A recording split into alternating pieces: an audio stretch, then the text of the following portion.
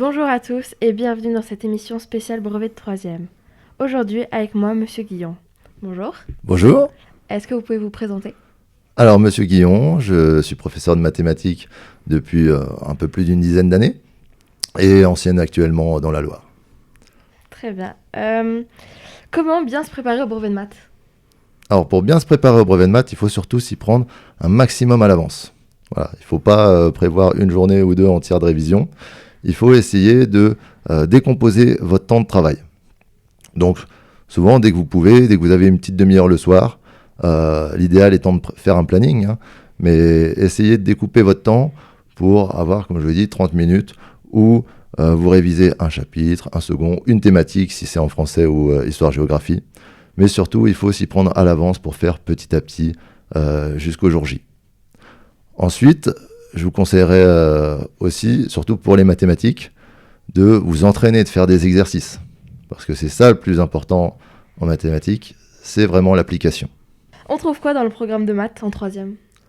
Alors dans le programme de maths, vous avez forcément du calcul, et de l'arithmétique avec du calcul littéral qui apparaît avec des lettres parce que c'est des inconnus, donc qu'on ne connaît pas pour le coup, mais qui est plus le programme de 5e, 4e, 3e.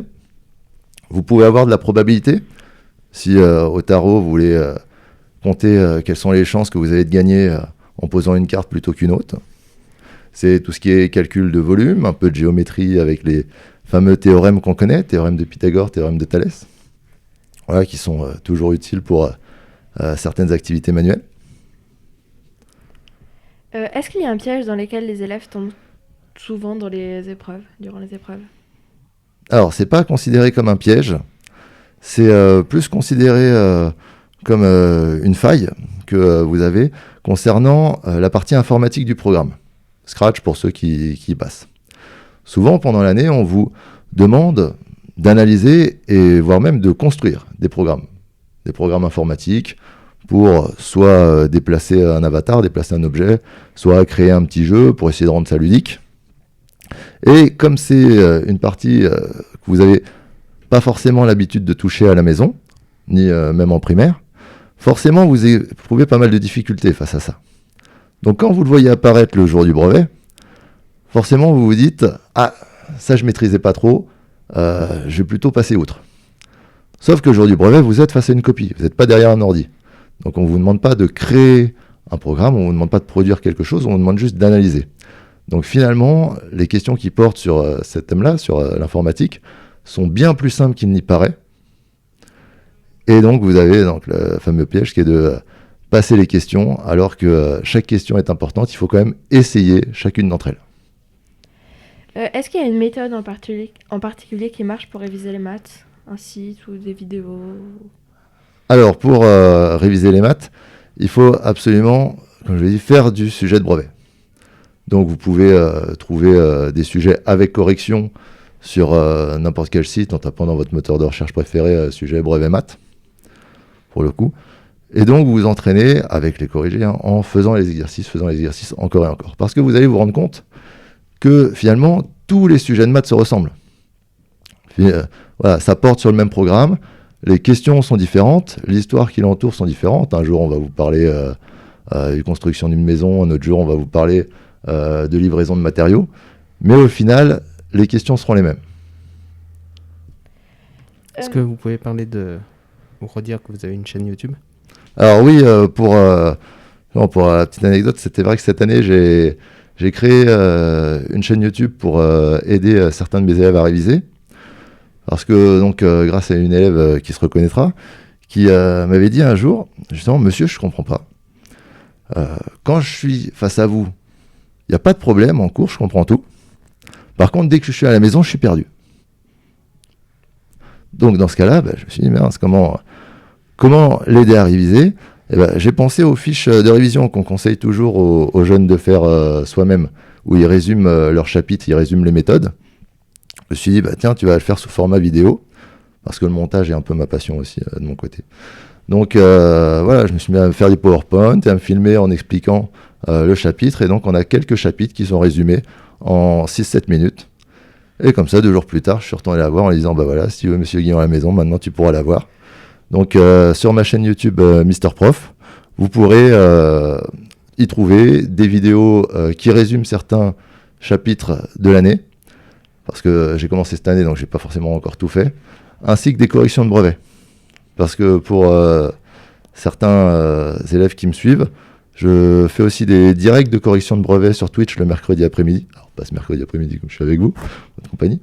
Mais on a déjà donc sur ma chaîne environ 4-5 sujets corrigés.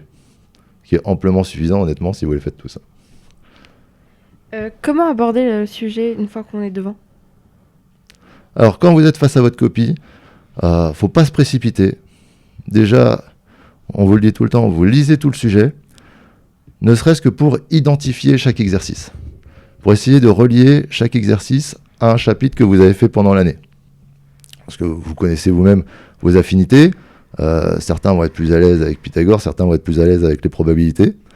Donc, si vous arrivez à identifier chaque exercice à quel chapitre il correspond, vous pourrez faire votre sujet dans l'ordre qui vous correspond. Pas forcément dans l'ordre qui est prévu, ce qui est malheureusement le plus souvent fait par les candidats. Mais il faut absolument au début faire les exercices qu'on maîtrise. Déjà, ça nous met en confiance. Ça nous fait engranger un maximum de points parce que ce qu'on a fait, on l'a réussi. Souvent. Et garder donc nos difficultés pour la fin. Si jamais vous êtes débordé, qu'il y a un exercice que vous n'avez pas fait, de toute façon, ça aurait été un exercice que vous auriez eu des difficultés à faire. Je sais plus où est-ce que j'en suis. Comment gratter des points sur les copies? Alors pour gratter un point sur une copie, il faut faire deux choses. Déjà, développer ses idées. C'est-à-dire souvent vous avez une difficulté quand vous êtes jeune, je vous dis toujours, tout ce que vous avez dans la tête, il faut que ce soit sur votre copie. Le correcteur ne peut pas être dans votre tête. Et d'ailleurs, on vous demande de ne pas essayer de se mettre dans votre tête, vraiment pour rester le plus neutre possible, uniquement de lire ce qu'il y a d'écrit. Donc, la moindre chose que vous faites, le moindre calcul, même si c'est un 2 plus 3 égale 5, il faut qu'il soit écrit sur la copie. Il faut justifier tout ce que vous faites. Voilà. Donc, en développant les parties que vous avez réussies, là, vous engrangerez des points. Parce que ce qui compte, c'est pas le résultat final. Ce qui compte, c'est la méthode. Ce qui compte, c'est que vous montriez le cheminement que vous avez employé pour y arriver. Comme ça, rassurez-vous, si jamais il y a une petite erreur de calcul, par exemple, vous avez eu un très bon cheminement et à la fin, au lieu de 3 plus 4, vous avez mis égal à 10, vous avez mis une grosse connerie, ça vaudra rien. Voilà. On n'ira pas vous embêter sur ce petit point de détail parce que vous avez compris comment on résolvait cette situation. Et donc on se dit, lorsque vous rencontrerez cette situation dans votre vie courante, vous saurez faire. Voilà, vous ne ferez pas forcément cette erreur de calcul. Deuxième point, c'est pour gratter des points. Oui. C'est ça? Pour gratter des points, il faut absolument ne jamais laisser une question en blanc. Voilà. Même si elle est difficile, essayez quelque chose. Voilà. Vous aurez des points, on valorisera votre tentative. Voilà. Donc si vous répondez à toutes les questions, là vous grattez un demi-point par-ci, un demi-point par-là. Est-ce que vous pensez que tout ce qu'on apprend en maths va nous servir un jour? Alors pas forcément tout, bien entendu. Après, les maths, ça reste un outil. Reste un outil pour l'instant pour votre scolarité en physique, chimie, techno ou autre, même musique pour certains. Mais ça va vous aider en fait selon le métier que vous faites, mais aussi dans votre vie personnelle. Je vous donne un exemple, l'exemple du fameux maçon qui veut monter son mur droit. Justement, où ils savent tous qu'il faut faire, pour avoir un angle droit, théorème de Pythagore, il faut faire un triangle avec les ficelles de 3 par 4 par 5. Donc ils mettent un fil de 3 mètres, un fil de 4 mètres, et ils se disent, si les deux extrémités elles sont à 5 mètres, c'est bon. Donc ça correspond au théorème de Pythagore. Si jamais à la maison, vous avez suffisamment de sous pour embaucher un maçon, pas de problème, faites-le, mais on n'est pas tous dans ce cas. Voilà. Moi-même, j'ai dû monter mon propre mur, j'ai dû poser mon carrelage. Donc si vous voulez partir droit, vous avez tout intérêt à l'utiliser. Est-ce que vous avez une anecdote durant un examen, soit vous, soit quelqu'un d'autre Alors, j'ai pas une anecdote pour le brevet, j'ai plus une anecdote vis-à-vis du bac. Où, c'est vrai, à l'époque, on avait une prof d'espagnol Donc un peu fofolle qui nous disait voilà, surtout comme vous manquez de vocabulaire, vous n'hésitez pas à chaque instant, vous me demandez du vocabulaire même si ça n'a rien à voir avec le cours. Donc forcément, quand on était jeune, c'est la porte ouverte, on va dire, à toutes les idées bêtes. Donc par exemple, je lui demandais comment on dit pompe à vélo.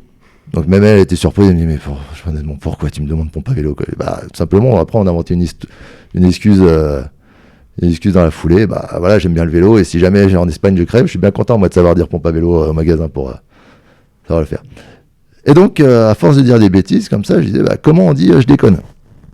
Vu que je le disais souvent quand j'étais jeune. Elle me disait alors on est un peu plus poli, on dit pas je déconne, on dit je plaisante.